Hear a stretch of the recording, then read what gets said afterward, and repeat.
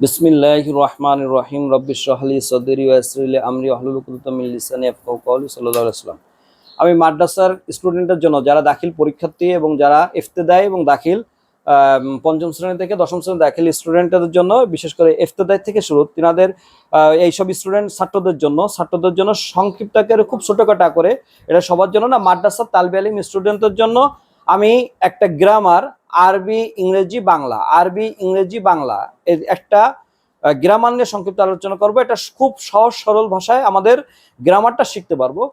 যেমন আমরা ইংলিশে কনজাংশন আছে, বাংলাকে বলা হচ্ছে অব্যয়। বাংলায় ইংলিশে কনজাংশন, বাংলাতে বলা হয় অব্যয়। এটা এই অব্যয়কে বলা হচ্ছে হরফ। যেমন যে শব্দটি বা যে বর্ণটি বাক্যের সাহায্য ছাড়া নিজের অর্থ নিজে প্রকাশ করতে পারে না। আমি মাদ্রাসার স্টুডেন্টদের জন্য মূলত এই লেকচারটি, জেনারেলদের জন্য যে বা শব্দ বা বাক্যটি, মানে যে শব্দটি বা যে বর্ণটি বাক্যের সাহায্য ছাড়া, পরিপূর্ণ বাক্যের সাহায্য ছাড়া নিজের অর্থ নিজে প্রকাশ করতে পারে না, সেটাকেই হরফ বলে, সেটাকেই অব্যয় বলে, সেটাকেই কনজাংশন বলে। কনজাংশনের সংজ্ঞা যা, অব্যয় সংজ্ঞা যা, এই শেষ মানে হরফের সংজ্ঞাটা। এখন যেমন আমরা ব্যানানা, ইংলিশে আমরা ব্যানানা বলি, ব্যানানা অ্যান্ড ম্যাঙ্গো। তা ব্যানানা মানে কলা, অ্যান্ড ম্যাঙ্গো।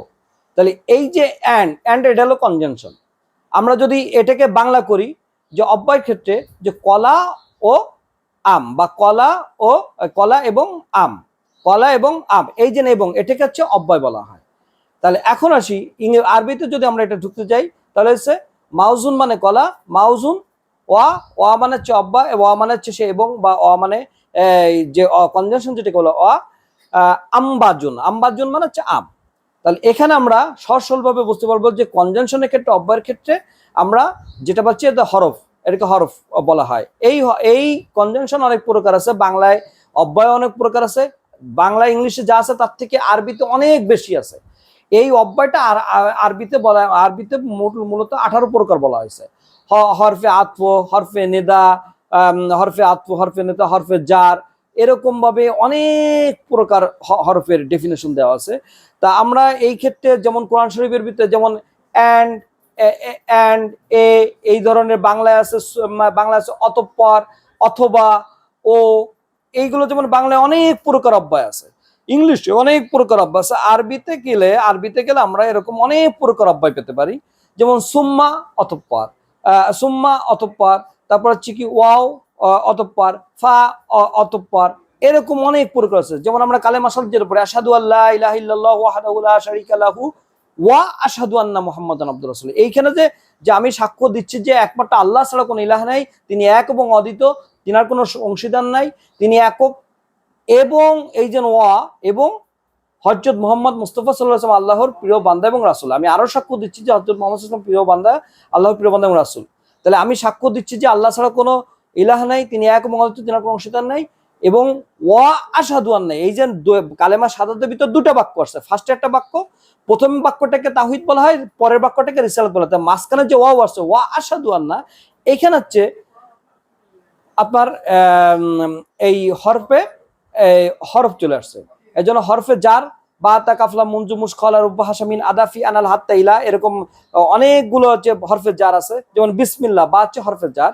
ঠিক তেমনি আমি বোঝাতে চাচ্ছি কনজাংশন, অব্যয় এবং হচ্ছে আরবি গ্রামার হচ্ছে হরফ, 18 প্রকার হরফ। এটা পাশাপাশি কি আমরা যদি পড়ি খুব সহজে হয়ে যাবে। তাহলে আমরা সর্বশেষ এটা বোঝাতে চাচ্ছি যে কনজাংশনের যখন ইংলিশ প্রশ্ন আসবে, তখন আমরা এই হরফের যে সংজ্ঞাটা আছে এটাই লিখে দিলে পাস হয়ে যাবে, মানে মার্ক পাওয়া যাবে। আবার এই সংজ্ঞাটা লিখলেই আবার বাংলায় লিখলেও এটা মার্ক হয়ে যাবে, মানে মার্ক পাওয়া যাবে। ঠিক আরবি ব্যাকরণে একটু ব্যাপক পড়তে হবে। হরফে আত্মগুলো কোন কোন ক্ষেত্রে হরফে আত্মগুলো ব্যবহার হয়, হরফে নিদাগুলো, যেমন কাউকে আহ্বান করতে, ইয়া আল্লাহ, ইয়া রহমান, ইয়া করিব, এই যে ইয়া করে, এই যে ইয়াটা যে অ্যাড হয়েছে এখানে হচ্ছে, যেমন আমরা বাংলা বলি হে আব্দুল্লাহ, হে করিব, এই যে হে, ও হে, এই যে ডাকার ক্ষেত্রে, আহ্বানের ক্ষেত্রে এই যে সামনের যে শব্দটা বসে, এগুলো হচ্ছে হরফে নিদা বলা হয়।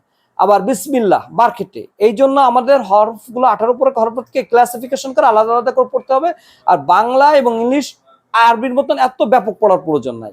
তা আমি সর্বশেষ এটা বোঝাতে চাচ্ছি স্টুডেন্টের জন্য, আমার ব্যাচ কোচিংয়ের তালবেনদের জন্য, স্টুডেন্টের জন্য, ছেলে এবং মেয়েদের সবার জন্য, যারা ইফতেদাই এবং দাখিল ইফতেদাই থেকে উঠে দাখিল পড়তেছে এবং দাখিল পরীক্ষার্থী যারা এসেছে, এদের উদ্দেশ্যে আমাদের এই মূলত আমি এই লেকচারটি সহজ সরলভাবে করতে চাইছি। খুব সুন্দর আকারে এটা বোধগম্য হওয়া যাবে যে হরফগুলো 18 প্রকার হরফ ক্লাসিফিকেশন আলাদা খাতা করব, এবং বাংলায় অব্যয়গুলো আলাদা করব, ইংলিশের কনজাংশনগুলো আলাদা করব। তাহলে পাশাপাশি রেখে প্রত্যেকটা উদাহরণ নিলে আর সংজ্ঞাটা নিলে আমাদের সরলভাবে আমরা একটা বোধগম্য হতে পারবো। আশা করি স্টুডেন্টদের জন্য এই পদ্ধতিতে পড়লে খুবই সরলভাবে আমরা শিখতে পারি। আল্লাহ হাফেজ।